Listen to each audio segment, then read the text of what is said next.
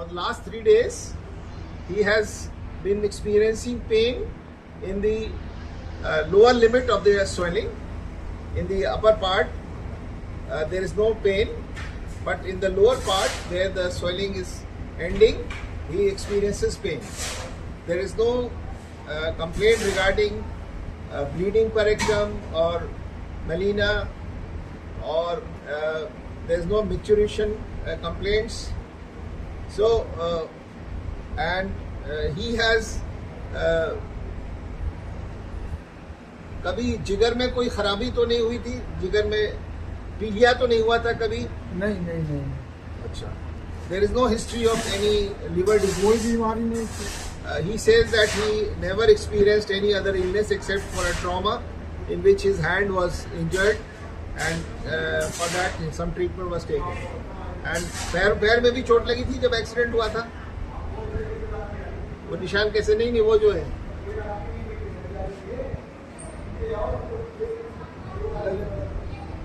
ठीक है, कवर करो उसको. So he has multiple sites of injuries. कैसे एक्सीडेंट हुआ था आपका? ट्रक से. तो he had met with the road traffic accident. कितने साल पहले? कितने? 15 years back. And because of that, there are multiple scar sites over the thigh, over the abdomen, and over the foot, and over the left hand. Now, important thing is that if you get a case like this in which there is an abdominal mass and hematemesis, so you have to focus on which system. Hematemesis means gastrointestinal tract is affected, and abdominal mass depending upon the site. So here the site is in the left hypochondrium and coming towards the umbilical area. So you have to consider the organs which are present in the left hypochondrium. The most common structure in the left hypochondrium is when it enlarges after the colon, it is the spleen. So it could be spleen, it could be a colonic mass, and if you go posteriorly, then it could be a kidney. So these are the three common conditions which are encountered in the left hypochondrium and left lumbar region. So this, and also extending up to the umbilicus. So keeping with these things in mind, we will do the examination in this case. Of course, for any abdominal examination, before you start that, you have to have a general examination. So in general examination, we will see for icterus, नीचे देखिए, we will see for pallor, ऊपर देखिए. Then of course, मुंह जुबान खोलिए, मुंह खोलिए. Teeth, they are not okay, they are in caries, plus there are some damaged teeth in front. Oral hygiene is poor, मुंह बंद कर लीजिए. Then you see for the lymph nodes, submental, submandibular, preauricular, postocciput. Then jugulo-digastric, jugulo-homoid, and supraclavicular. So these lymph nodes are not palpable. Then, of course, we just look for the axilla. There are no axillary lymph nodes palpable on both sides.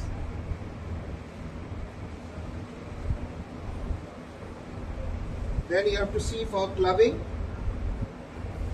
polynychia, palmar erythema, spider nevi, and of course the four vital signs: pulse, blood pressure, temperature, respiratory rate. So all that appears to be within normal limits. And of course there are scar of previous injury, healed scars, and there is also some scarring of the foot and thigh he has already shown. Then you see for pedal edema and shin edema, which is not there. So to summarize the general examination, everything appears to be within normal limits. Now coming to the abdominal examination, you can see that the abdomen is distended more on the left side. The umbilicus is slightly stretched to the left side, and there are few scars of previous trauma which he had experienced. No visible peristalsis, no visible pulsation, and no scar marks except the few scar marks here. So now you see that the abdomen is having a distended segment on the left hypochondrium and the lumbar area and also the umbilical area. So that is probably the diseased area. So we will examine that last. So first inspection, then palpation, then percussion, and then auscultation. That should be the order for any examination of the abdomen. And of course PR examination is part of the abdominal examination. So all these four have to be completed before we make a diagnosis. So first we like to see and since the swelling is on the left side, we will start our examination on the right side. And start from the right iliac fossa, which is appearing to be normal, lumbar region also normal, and right hypochondrium, सांस लीजिए, mild hepatomegaly, I would say about 1 centimeter below the costal margin. So there is mild hepatomegaly, but otherwise the right iliac fossa is normal, the lumbar area is normal, and epigastrium also appears to be normal on palpation. Now then left hypochondrium and left iliac fossa appears to be normal. Suprapubic region also appears, but he is having wincing. That means there is some pain when we press here, whereas on the right side there is no pain. Now finally coming to this area which appears to be diseased, that is the subcostal margin or subcostal area, left hypochondrium, and the umbilical area and part of the lumbar area. So now we start from the lowest part and ask him to take a deep breath. This is how we examine. सांस लीजिए, सांस लीजिए, सांस लीजिए. Now I can feel some swelling striking my tip of the fingers, and this is coming from above, and this is the outline of the swelling. I am pressing and you can see the outline of the swelling. So this is going up to the costal margin. So this is the end, this is the costal margin. So this swelling is extending from the costal margin, coming medially towards the umbilicus and going to the inferior part of the umbilicus, and then this side again it is going up like this. So the whole thing like this appears to be a single entity. Now what can it be? On the left side it is below the costal margin. There are three main structures. One is the hepatic flexion, splenic flexion, then the spleen itself, and a bit lower down is the kidney. So these are the three things which are possible. But since it is a solid organ, on palpation it is very unlikely to be the splenic flexion. So the second commonest is the spleen itself. So it could be a splenic swelling. So now to confirm whether it is spleen or not, we have to turn the patient on our side and do the examination which is done for spleen. Ab meri taraf karvat lijiye. This is how we examine the spleen. Isko haath idhar rakhiye. Now in examining the spleen, we put our hand at the level of 11th and 12th rib, and this hand on the middle side, starting at the lowest part of the swelling, and we press from here and feel the impulse or feel that swelling is abutting this area. So I am pressing and I am feeling, of course, the huge swelling. So that typical finding is not there, but it is typically involving the whole of the upper part as well as coming up to the costal margin. For smaller spleens, this test is possible, but for a large spleen, to convey the sensation to this is not possible.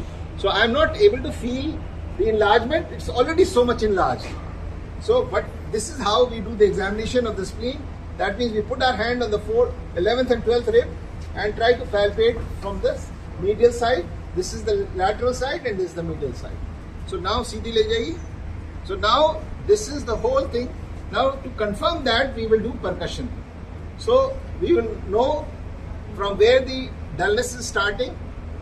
This is the second intercostal space, third, 4th, 5th, 6th. Now he started having some pain. 7th. Now it is completely dull.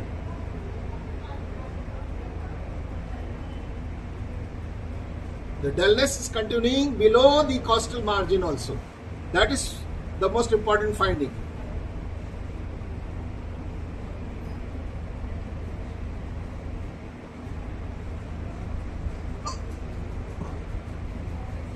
Here it is resonant and here it is all dull. So the whole thing is, that means from the chest to the abdomen it is a continuous structure, and that continuous structure, it has certain say lobules, irregular lobules are present, which is typical of spleen, and I can insinuate my finger below the swelling. So this is a typical case of splenic enlargement, and that has been confirmed by percussion and by clinical examination.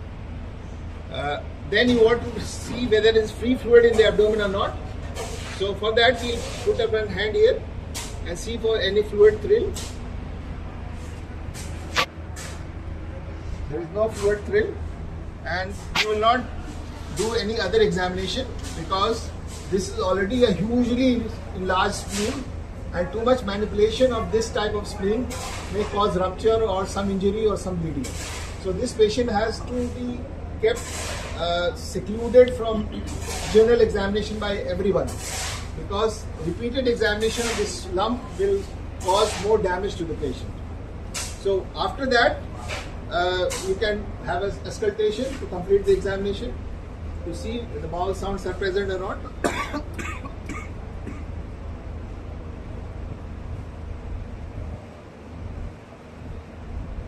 Yes. There is no sound over the swelling, whereas the exaggerated bowel sounds are present in the right side. So that means all the bowel has been pushed to this side, but over the swelling it is dull. That means this is a solid structure and the bowels have been pushed to the lateral side and towards the lower abdomen. The only examination left for this patient is to do a PR examination. Why you want to do a PR examination in this case? Because you want to see what is the color of the stool. It is hematochezia, it's melena, or it is normal stool. So that will confirm the history which he says that he had a hematemesis. So now if he is having hematemesis, the other possibility is to have a melena or hematochezia. So compiling all these findings, of course you have to see for other structures, chest examination and other things to complete the examination. But from the history and examination, it appears that he has history of hematemesis, one bout, and an abdominal mass in the abdomen, and there is a history of past trauma. Why the patient has hematemesis? Hematemesis is, there are various causes. There can be upper GI ulcers, peptic ulcers. Then it can be because of varices. So varices can cause single bout, or they can have multiple bouts, and then other GI bleeding can be there. So in this case, since both the things are correlating, that he had an episode of hematemesis and he has an abdominal mass, which is a splenic, huge spleen. So combining these two findings, it suggests that this is a case of liver cirrhosis with portal hypertension, which has led to esophageal varices, which has resulted in hematemesis. So we have to further evaluate this patient by doing the investigations, which include liver function test, then CBC, and of course upper GI endoscopy. So upper GI endoscopy will show presence of varices, and of course an ultrasound of the abdomen, and if needed a CT scan to confirm the hepatitis. So if that is the cause, So it's a huge spleen, and of course with the portal hypertension, we have to take care of the portal hypertension first and then see whether this spleen can be managed conservatively or there is a need to remove the spleen. Thank you.